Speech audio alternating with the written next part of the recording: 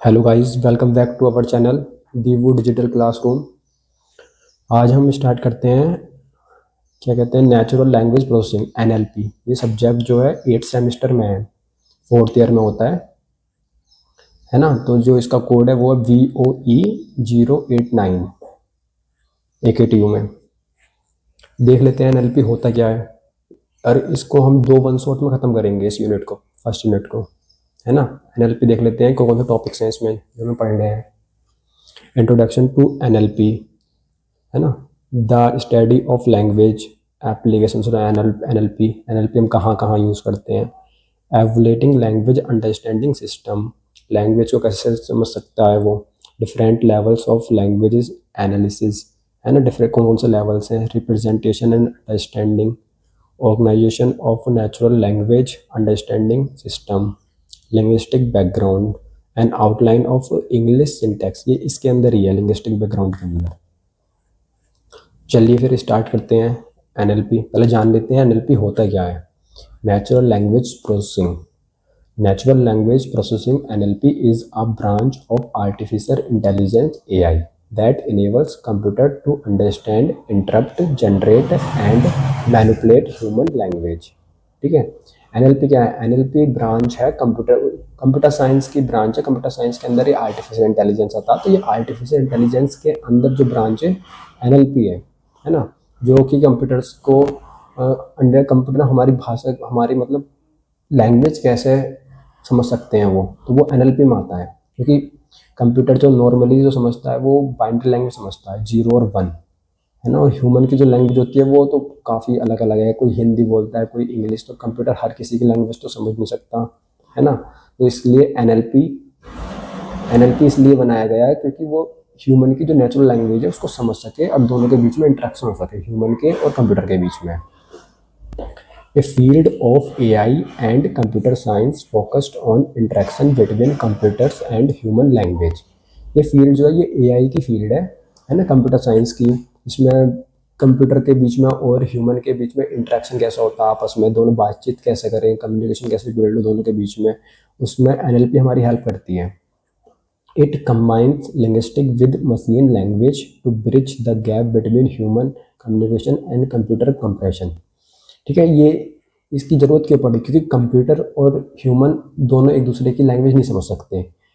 क्योंकि वो समझता है computer binary code, binary language 0 और 1, है ना। तो हर चीज़ तो उसको हम 0 1 में समझा नहीं सकते, और ना वो हिंदी समझ सकता ना वो इंग्लिश। तो एनएलपी जो होता है नेचुरल प्रोसेसिंग लैंग्वेज, जिसके द्वारा वो समझ सकता है, ह्यूमन की कोई सी भी लैंग्वेज हो वो समझ सकता है। एग्जाम्पल क्या है इसके? Machine translation, converting text from one language to another. आपने नॉर्मली देखा होगा मशीन ट्रांसलेशन, गूगल ट्रांसलेट, है ना। वो एक लैंग्वेज को दूसरी लैंग्वेज में ट्रांसलेट कर देता है। जैसे हिंदी को हम इंग्लिश में कर लेते हैं बोलकर गूगल में। और चैटबॉट्स नॉर्मली किसी भी चीज़ के चैटबॉट्स हो सकते हैं, चाहे वो बैंक के हो, फूड डिलीवरी ऐप के हो। हम उसका ऑटोमेटिकली हमें वो रिप्लाई देता है, उधर से हम पूछते हैं, कुछ क्वेरी वगैरह करते हैं तो उधर से रिप्लाई देता है। स्पीच रिकॉग्निशन, है ना, ये आपको नॉर्मली पता ही होगा। तो बस सीधी सी बात यह है कि एनएलपी क्या होता है। एनएलपी होता है कि कंप्यूटर जो ह्यूमन की लैंग्वेज समझ सकता है ना, उस लैंग्वेज को हम एनएलपी कहते हैं। कि वो कैसे मैनिपुलेट कर सकता है ह्यूमन की लैंग्वेज को, कैसा समझ सकता है, कैसे जनरेट कर सकता है ना। इसकी ज़रूरत इसलिए पड़ी कि दोनों के बीच का जो इंट्रैक्शन है वो ठीक रहे, कम्युनिकेशन बिल्ड हो सके ह्यूमन के बीच में और कंप्यूटर के बीच में। और देख लेते हैं आगे, how natural language processing works. ये वर्क कैसे करती है नेचुरल लैंग्वेज प्रोसेसिंग, है ना। एनएलपी वर्क कैसे करता है? ये हमारा 6 फेज में वर्क करता है ना। Text collection, text pre processing and normalization, grammar analysis, semantic and context analysis, text representation and embedding, training model with machine learning. ठीक है। जितना भी मैं करवा रहा हूँ ना, इतना काफ़ी है आपके लिए। आपको अलग से पढ़ने की ज़रूरत नहीं है, काफ़ी है आपके एग्ज़ाम के लिए, सेमेस्टर एग्ज़ाम के लिए, है ना। ये नोट्स भी बहुत हैं। बस आप चाहो तो इन पॉइंट्स में 1 2 पॉइंट अपनी तरफ से ऐड कर सकते हैं, वो आप नॉर्मली कर भी लोगे एग्ज़ाम में उसको बड़ा करने के लिए। बाकी इतना काफ़ी है, इतना पढ़ लेना बहुत है। देख लेते हैं अब इन पॉइंट्स को। टेक्स्ट कलेक्शन क्या होता है? First step is collecting text data. जो एनएलपी होता है पहले वो डेटा को कलेक्ट करता है ना। डेटा को कलेक्ट कहाँ से करता है वो वेबसाइट से, बुक्स से, ईमेल से, है ना, अलग अलग एप्लीकेशन से वो पहले डेटा को कलेक्ट करेगा वहाँ से इन्फॉर्मेशन को, है ना। जितना इतना तो पता ही होगा नॉर्मली। उसके बाद वो क्या करता है देखते हैं, text pre processing and normalisation.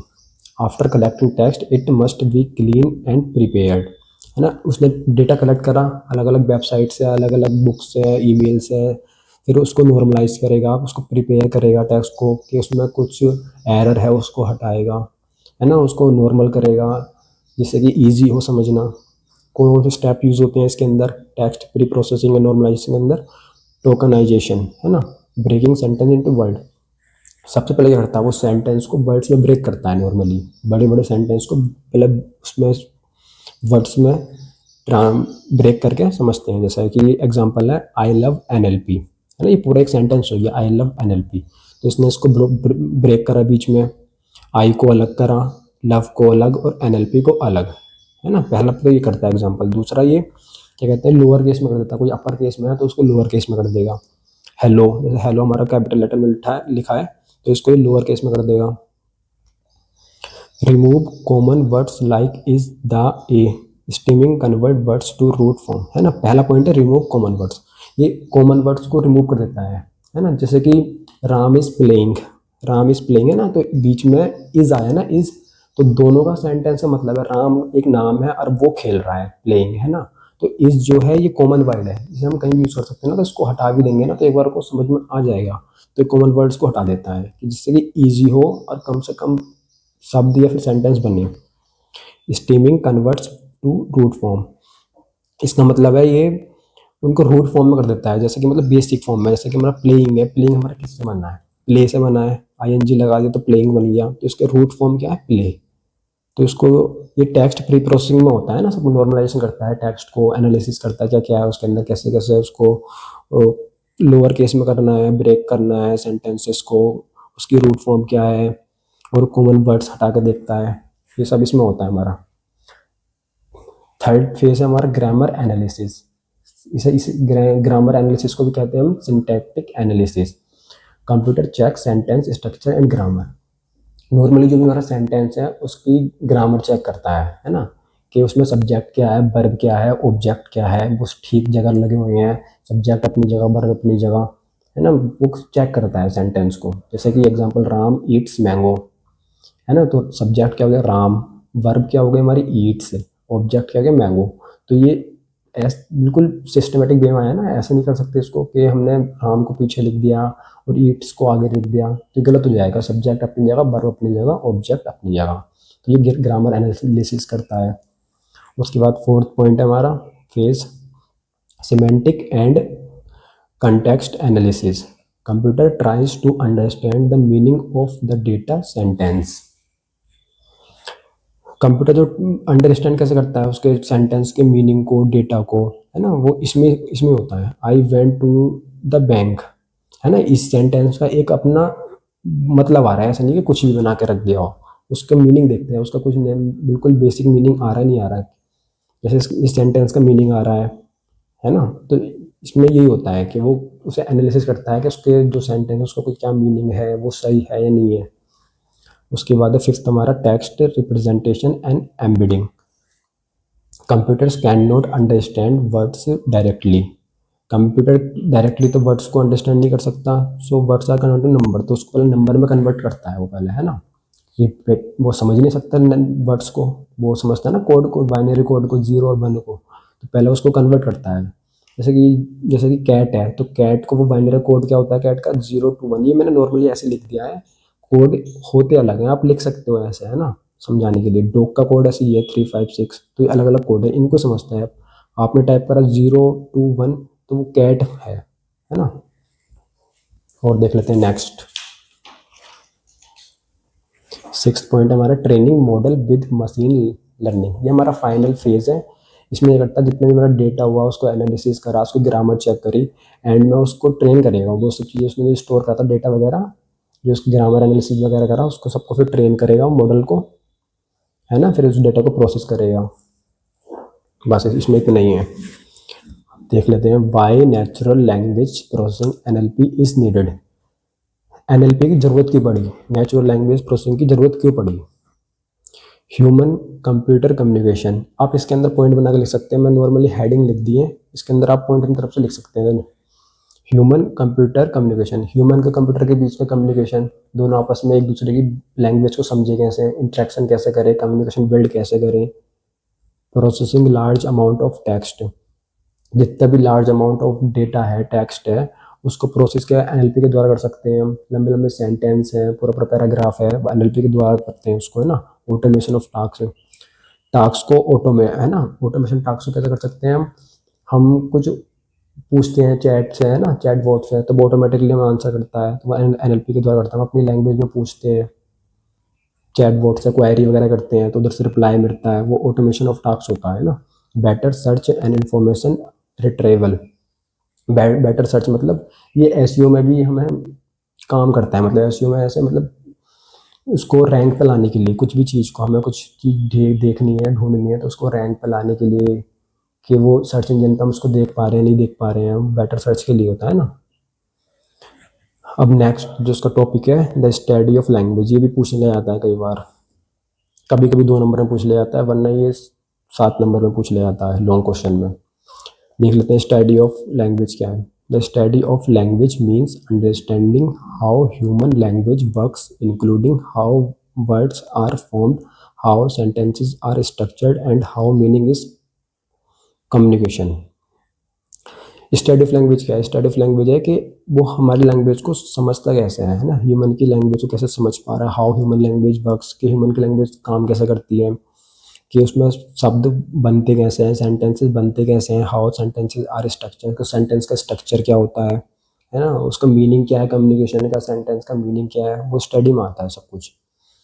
तो उसको हम कैसे स्टडी करते हैं वो देखते हैं, उसके कुछ पार्ट्स होते हैं ना, parts of the study of language, है ना। पहला पार्ट्स, इसके 5 पार्ट्स हैं, पहला पार्ट्स है इसका, सॉरी, फोनोलॉजी।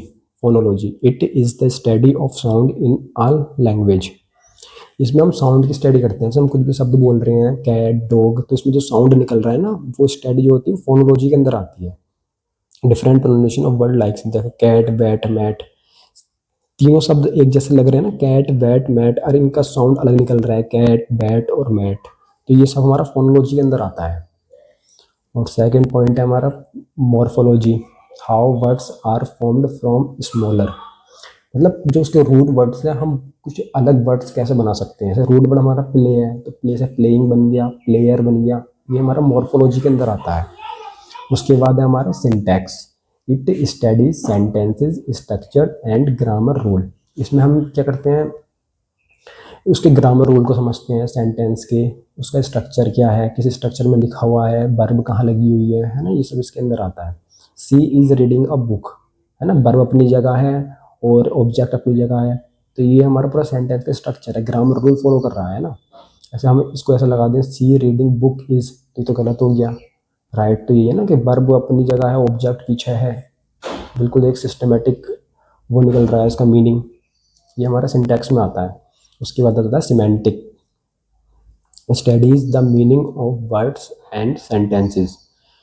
ये मतलब कि कोई शब्द है हमारा, जैसे एप्पल, एप्पल के हमारे 2 मतलब हो सकते हैं, एक तो एप्पल कंपनी वाला और एक फ्रूट वाला, तो ये उसकी स्टडी करता है कि उसका वर्ड कहाँ, किस किस जगह उस शब्द का मीनिंग कहाँ क्या आ रहा है, ये सिमेंटिक में होता है। उसके बाद आता है हमारा pragmatics, studies language in context real situation, मतलब कि ऐसा हमने कोई शब्द बोला, प्लीज़ ओपन द डोर, है ना, तो प्लीज़ लगाया ना हमने, तो ये हम रिक्वेस्ट कर रहे हैं एक तरीके से उससे, हमने उसको ऑर्डर तो नहीं दिया, हम खाली उससे रिक्वेस्ट कर रहे हैं कि प्लीज़ दरवाज़ा खोल दो, प्लीज़ ओपन द डोर। तो ये सब चीज़ें जो होती हैं ये प्रैग्मेटिक्स के अंदर आती हैं।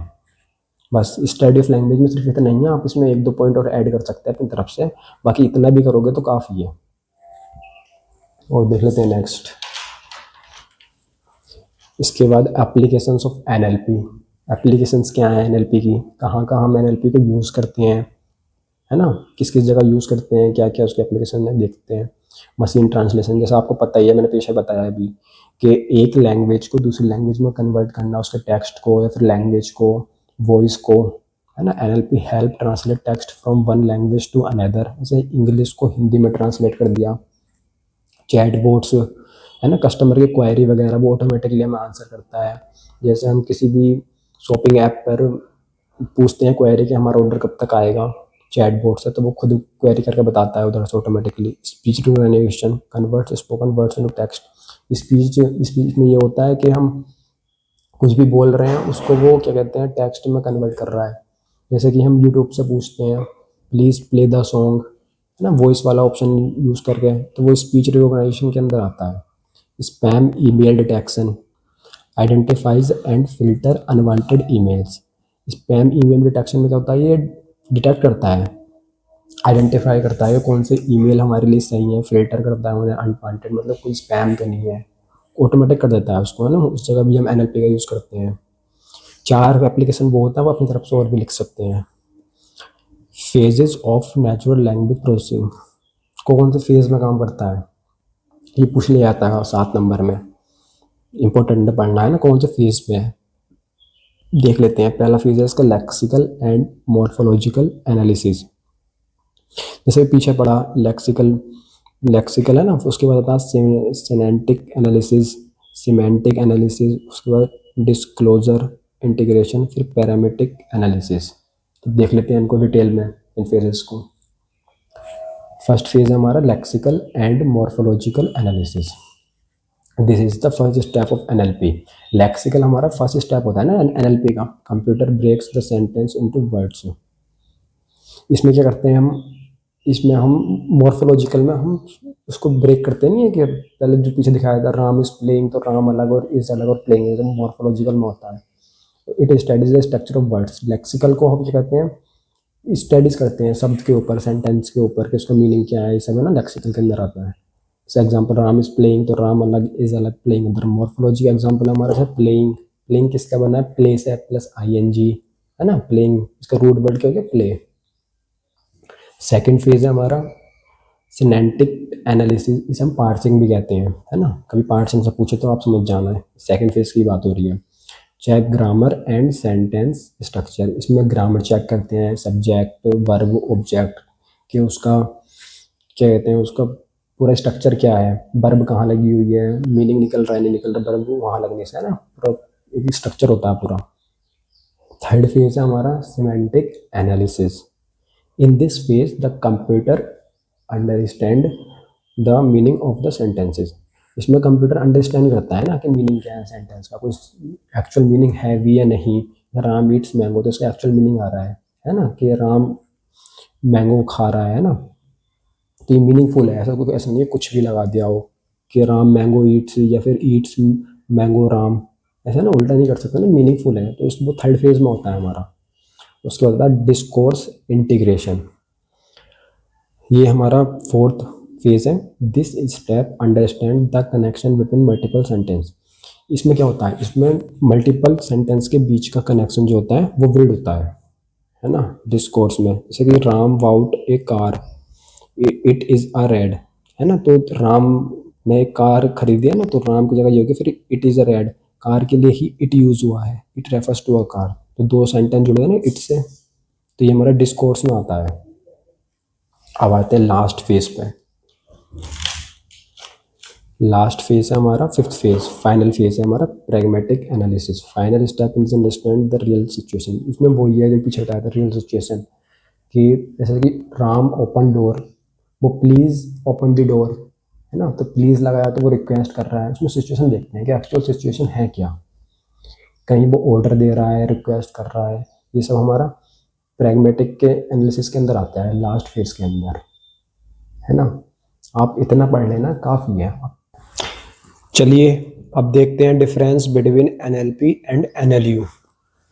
Natural language processing, NLP natural language processing और एनएलयू नेचुरल लैंग्वेज अंडरस्टैंडिंग। आप इस तरह से समझिए कि एनएलपी का ही पार्ट है एनएलयू, एनएलपी के अंदर ही एनएलयू है ना। जैसे कि मैं आपको एक डायग्राम बना देता हूँ छोटा सा, आपको समझ में आएगा। जैसे ये एनएलपी है और एनएलपी के अंदर एनएलयू है ना, इस तरह से समझ सकते हैं आप इसको। तो देख लेते हैं होता क्या है ये नेचुरल लैंग्वेज प्रोसेसिंग एनएलपी। ये आपको पता ही है, NLP is a field of AI that helps computers process and analyze human language।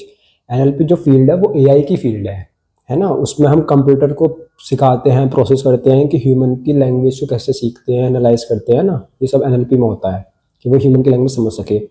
और NLU is a part of NLP that focus on understanding the meaning of language. ये NLP का ही part है और ये फोकस करता है कि language का मीनिंग क्या है, उसको समझना, अंडरस्टैंडिंग करना, उसका मीनिंग क्या है। ये सब एनएलयू में होता है। To read, process and generate human language. NLP में हम उससे पढ़ते हैं, प्रोसेस करते हैं, कैसे कैसे बन रही है ह्यूमन लैंग्वेज, कैसे समझ रहा है वो कंप्यूटर, जनरेट करते हैं।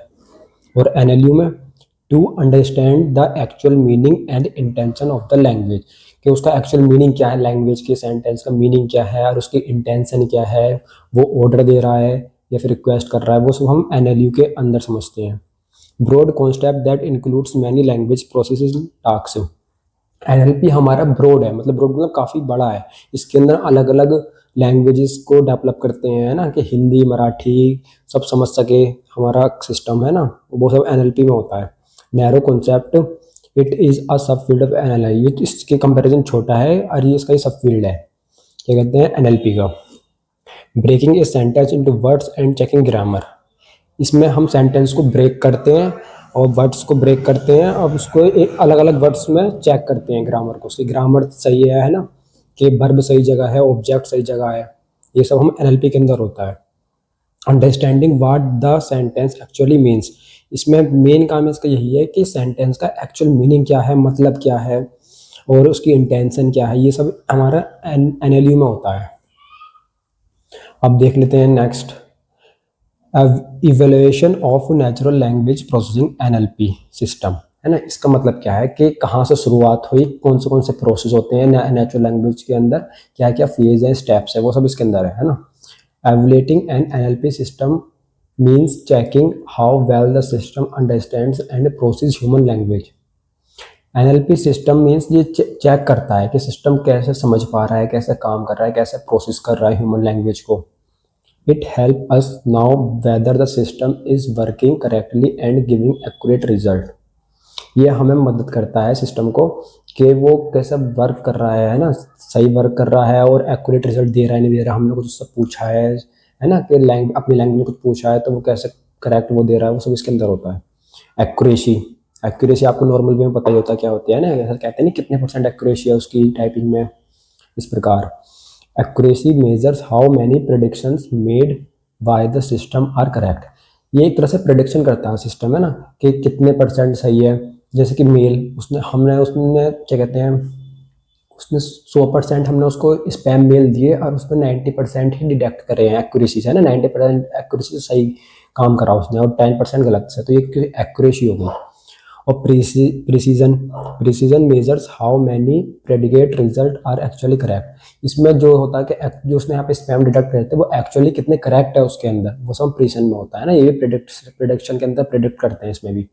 Recall measures how many actual correct result the system found.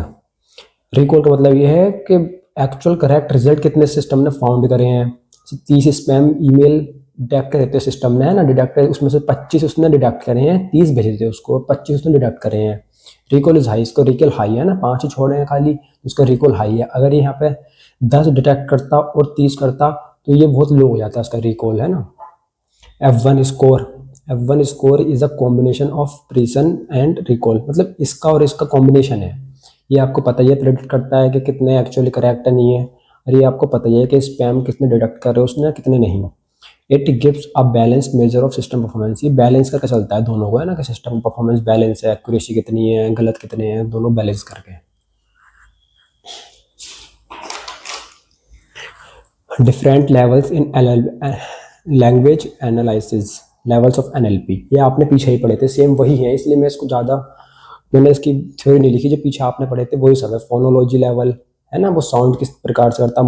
Morphology level, कि वो क्या कहते हैं, जो वर्ड वो कहाँ से निकला है, ये सब मॉर्फोलॉजी होता है। लेक्सिकल, ये सबसे पहले वो होता है उसका level. Syntactic level, semantic level, disclosure, pragmatic level. Pragmatic level में वो देखता है क्या कहते हैं कि उसकी जैसे उसने बोला कि राम वो प्लीज़ ओपन द डोर, तो वो ओपन द डोर कह रहा है ना, प्लीज़ लगा के, तो वो रिक्वेस्ट कर रहा है ना कि ऑर्डर दे रहा है। तो इसमें सिचुएशन पता लगती है कि सिचुएशन और अटेंशन क्या है उसकी। ये सब प्रैग्मेटिक में पीछे पढ़ रखा है आपने, पीछे के नोट्स में से आप पढ़ लेना, रीड कर लेना, आप जानते हैं इन सबको। अब देखते हैं representation and understanding of language, ये इंपॉर्टेंट है। Representation of language means converting human language into a structured form that computers can understand. Representation of language है कि उसको कैसे रिप्रेजेंट करते हैं, कैसे दसरात मतलब उसको कैसे दर्शाया है ना, कि जो ह्यूमन लैंग्वेज को कैसे कन्वर्ट कर रहा है वो स्ट्रक्चर फॉर्म में, कंप्यूटर जो है समझ सके। ये सब रिप्रेजेंटेशन में आता है लैंग्वेज की। Since computers can not understand words directly, sentences are convert into symbols, logical forms और स्ट्रक्चरल डेटा। कंप्यूटर वर्ड्स तो अंडरस्टैंड नहीं कर सकते ना समझ सकते हैं डायरेक्टली, हमने कुछ बोला वो समझ पाए नहीं, वो सेंटेंस को कन्वर्ट करते हैं, पहले सिंबल्स में करते हैं या फिर बाइनरी डिजिट में करते हैं, लॉजिकल फॉर्म में करते हैं, स्ट्रक्चर डेटा बनाते हैं, जब कंप्यूटर समझ पाते हैं उसको। जैसे दीपा ईट्स मैंगो, ये एक लॉजिकल है ना, लॉजिकल के दीपा ने मैंगो खाया, ये एक लॉजिक। जैसे इसमें सब्जेक्ट पहले आ रहा है, वर्ब बीच में, ऑब्जेक्ट पीछे है, तो इसका मतलब है कि ये एक लॉजिकल है, लॉजिकल फॉर्म है। ऐसा नहीं है कि सब्जेक्ट पीछे लगा दिया, वर्ब आगे लगा दिया, ऑब्जेक्ट बीच में लगा दिया, पूरा लॉजिकल इसका एक मीनिंग आ रहा है ना। तो ये रिप्रेजेंटेशन हो गई, लैंग्वेज को रिप्रेजेंट करा है बिल्कुल एक एक्चुअल स्ट्रक्चर में। ये इसका ही पार्ट है, representation understanding of language, understanding of language है ना। Language understanding means the ability of a computer to interpret the meaning of words and sentences. मतलब लैंग्वेज को कैसे समझ सकता है, अंडरस्टैंड कैसे कर रहा है, उसकी एबिलिटी, कंप्यूटर की एबिलिटी कैसे है कि मीनिंग को वो किस प्रकार समझ पा रहा है, सेंटेंस को कैसे समझ पा रहा है, कैसे सेंटेंस को समझ के रिएक्ट कर रहा है, अंडरस्टैंड कैसे कर रहा है ना। सिस्टम ट्राइज टू अंडरस्टैंड, कैसे वो ट्राई करता है, व्हाट द सेंटेंस मीन्स, पहले समझता है कि उसका मीनिंग क्या है, फिर उसका एक्शन, कि उस पर एक्शन क्या लेना है, फिर यूजर वांट्स के यूजर चाहता क्या है। जैसे example, book a ticket to Dehradun, तो सिस्टम अंडरस्टैंड क्या कर रहा है कि इसकी इंटेंशन क्या है। इंटेंशन है बुकिंग अ टिकट, बुकिंग मतलब एक टिकट बुक करने की तो इंटेंशन है ना, मेन इंटेंशन तो टिकट बुक करने की है। तो ये उसने पहले उसका इंटेंशन समझी कि नीड किस चीज़ की है। Two properties of language, language की सिर्फ दो प्रॉपर्टीज ही होती है ना, है ना। ये में खाली दो ही हैं, इन दो को याद कर लेना, इंपॉर्टेंट है ये। पहला है ambiguity, ambiguity means a word और sentence can have more than one meaning. जैसे कि मतलब एम्बिग्यूटी का मतलब होता है एक से ज़्यादा मतलब, एक से ज़्यादा चीज़ें ना, कि एक शब्द है उसके दो या दो से अधिक मीनिंग है, एक से अधिक मीनिंग है ना उसके, तो वो कैसे समझ पाता है कि कहाँ वो शब्द बिल्कुल सही जगह लगेगा अपनी। जैसे I saw a man with a telescope, मैंने एक मैन देखा टेलीस्कोप के साथ, है ना। या फिर कि एक मैन टेलीस्कोप के साथ था, इसके दो मीनिंग हो गए ना। तो I used a telescope to see the man, telescope के द्वारा मैंने एक व्यक्ति को देखा, पहला मीनिंग तो उसका ये हो गया। दूसरा, the man had a telescope, उस मैन के पास एक टेलीस्कोप है ना। विद आया तो उसके साथ भी एक टेलीस्कोप है ना, दो मीनिंग निकल रहे हैं इसके, तो ये एम्बिगिटी है। So computers must determine the correct meaning from context, ये करेक्ट मीनिंग यहाँ से डिटरमाइन करता है कि किस जगह कौन सा मीनिंग लगेगा, है ना। क्रिएटिविटी, क्रिएटिविटी को हम प्रोडक्टिविटी कहते हैं, पता ही होगा आपको normally. Creativity means humans can creates many new sentences using limited words and grammar rules. Normal जो इसका मीनिंग होता है कि वो कितना क्रिएटिव है, कहते नहीं ऐसा कितना क्रिएटिव है, तो उसने जो लिमिटेड समय में या लिमिटेड इक्विपमेंट्स में उसने एक अच्छी चीज़ बना दी, अच्छी चीज़ डेवलप कर दी, वही सब है ना। तो कम से कम वर्ड्स में और कम से कम ग्रामर रूल में उसने एक अच्छा सेंटेंस बना दिया, मीनिंगफुल। जैसे कि द बॉय इज प्लेइंग, ये इसका नॉर्मल है, the boy is playing football, अब ये सही ये बना दो उसने, प्लेइंग फुटबॉल। अब इससे एक और बन सकता है, जैसे कि the boy is playing football in a ground, in a ground है ना। तो हमने एक सेंटेंस से दो सेंटेंस बना दी लिमिटेड वर्ड से ही, ये क्रिएटिविटी है। Language can produce infinite sentence, एक से ज़्यादा मतलब इनफाइनाइट सेंटेंस बना सकती है एक सेंटेंस से, ये क्रिएटिविटी है। तो ये दो प्रॉपर्टीज़ हैं, इनको आप याद कर लेना, ये इंपॉर्टेंट है। अब देख लेते हैं इधर जरा, व्हाट इज सिंटैक्टिक स्ट्रक्चर, ये सब आपने पीछे पढ़ रखा है, उसको ये अलग अलग टॉपिक बना के करा हुआ है, इसको समझ लेते हैं एक बार। The syntactic structure of a sentence means the arrangement of words in a sentence according to grammar rule. Syntactic structure ये है कि उसका अरेंजमेंट कैसा है वर्ड्स का और सेंटेंस का, ग्रामर रूल से लगे हुए हैं, वर्ब सब्जेक्ट सब अपनी अपनी जगह है, कि एक्चुअल मीनिंग निकल रहा है, करेक्ट वे में है नहीं है, ये सब सिंटैक्टिक स्ट्रक्चर में होता है ना।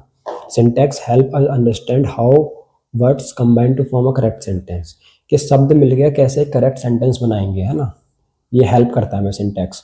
इन NLP syntactic structure helps computer identify relationship between words. NLP help करता है सिंटैक्टिक स्ट्रक्चर में, सिंटैक्टिक स्ट्रक्चर हेल्प करता है एनएलपी के लिए कि वो रिलेशनशिप कैसे होती है दोनों शब्दों। Basic structure of a sentence, उसका बेसिक स्ट्रक्चर क्या है, sentence noun phrase plus verb phrase, ये आपको पता ही है कि नाउन फ्रेज और वर्ब फ्रेज से हम सेंटेंस बनाते हैं, कि नाउन फ्रेज पहले लग रहा है वर्ब फ्रेज बीच में, इस प्रकार the boy eats an apple. Structure noun phrase the boy, boy पहला है ना, नाउन फ्रेज पहला है, वर्ब ईट्स एन एप्पल, इस तरह से एक मतलब मीनिंग निकलता है उसका, एक सिंटैटिक स्ट्रक्चर है उसका, ये सब इसमें होता है ना।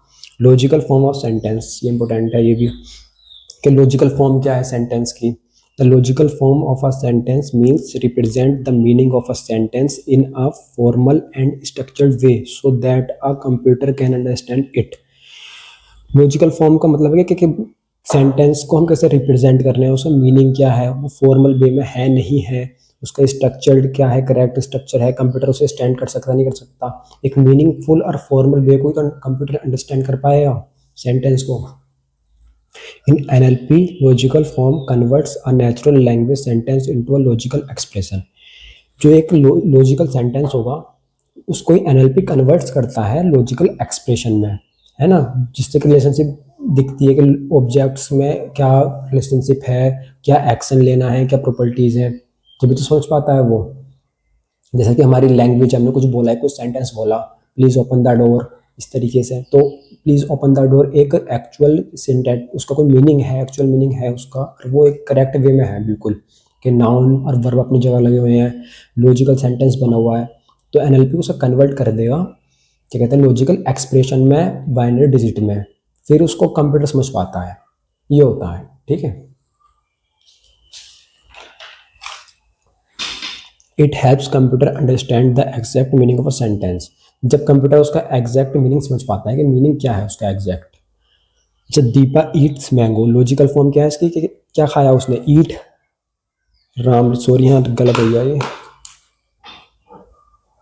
यहाँ पे आप ये लिख लेना कि दीपा ने क्या खाया, ईट करा मैंगो, तो ये उसका हो गया ना, एक्शन है इसमें, ईट, ईट करना, और राम पर्सन है, मैंगो ऑब्जेक्ट है, तो ये मतलब लॉजिकली आपको पता ही होगा, नॉर्मली बार फ्रेज वगैरह हम लैंग्वेज जो समझ रहे हैं, इंग्लिश लैंग्वेज को जो समझ रहे हैं हम इसमें।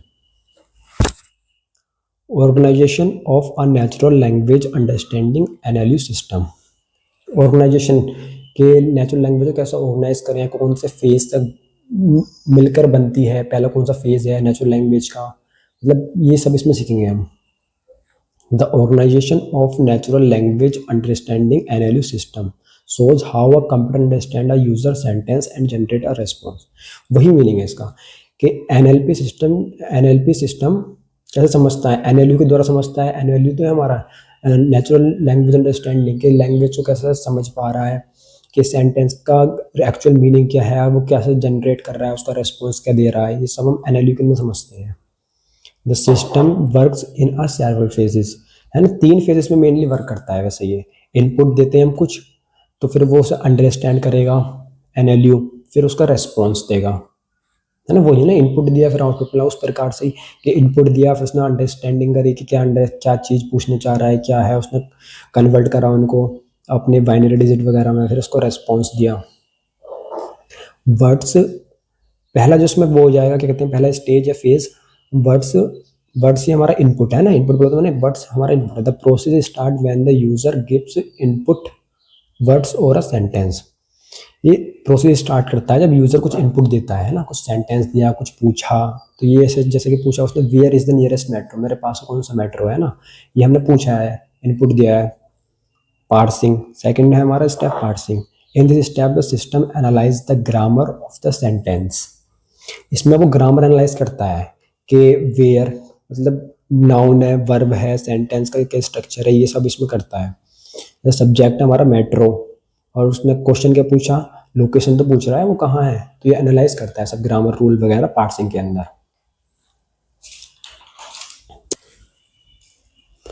Syntactic structure and logical form, ये हमारा थर्ड फेज है। System converts the sentence into structured form, system convert करता है सेंटेंस को स्ट्रक्चर्ड फॉर्म में। मैंने पीछे बताया था अभी अपने आपको, क्या कहते हैं, वो कन्वर्ट कर देता है उसे एक्सप्रेशन में, लॉजिकल एक्सप्रेशन में।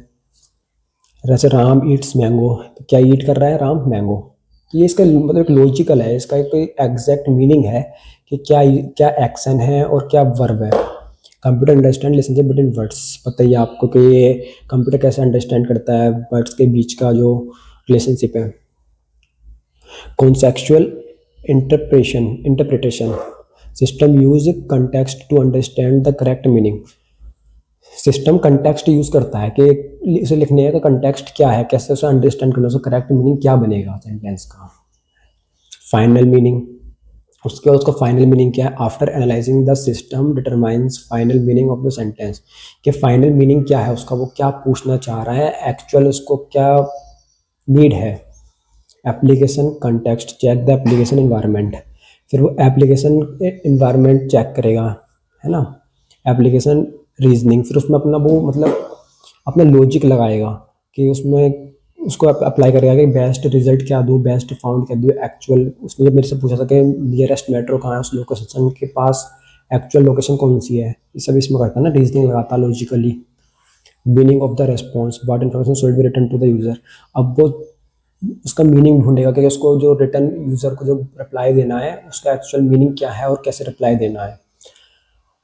यूटेरेंस प्लानिंग, प्लानिंग करके इंफॉर्मेशन वगैरह एग्जैक्ट सब कुछ एक जगह इकट्ठा करके वो उसको क्या प्लानिंग करता है उसको रिप्लाई करने के लिए। सिंटैक्टिक स्ट्रक्चर और रिस्पॉन्स, अब उसको एकदम एक्चुअल और एकदम जैसा हमने पूछा था उससे कि where is the nearest metro, इस तरीके से वो हमें एक स्ट्रक्चर्ड सेंटेंस का उसमें रिस्पॉन्स करेगा। रियलाइजेशन, उसको realization, system converts the response into actual word, system convert करेगा अब उसको रेस्पॉन्स करेगा एक्चुअल वर्ड्स में जब उसको करना है, वर्ड्स रेस्पॉन्स, और फाइनल उसे रेस्पॉन्स दे देगा वो कि नियरेस्ट मेट्रो इज़ कुछ भी हो सकती है, दिल्ली मेट्रो, है ना, कुछ भी इस तरीके से नियरेस्ट मेट्रो, तो अपने एक्चुअल वो कर देगा रिप्लाई।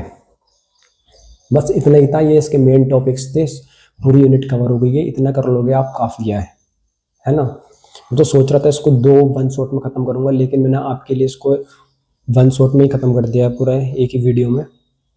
आपको वीडियो कैसी लगी हो आप कमेंट ज़रूर करना, और आपके लिए नेक्स्ट यूनिट लेकर आता हूँ मैं अगली बार। थैंक्स फॉर वॉचिंग, सब्सक्राइब करना ना भूलें।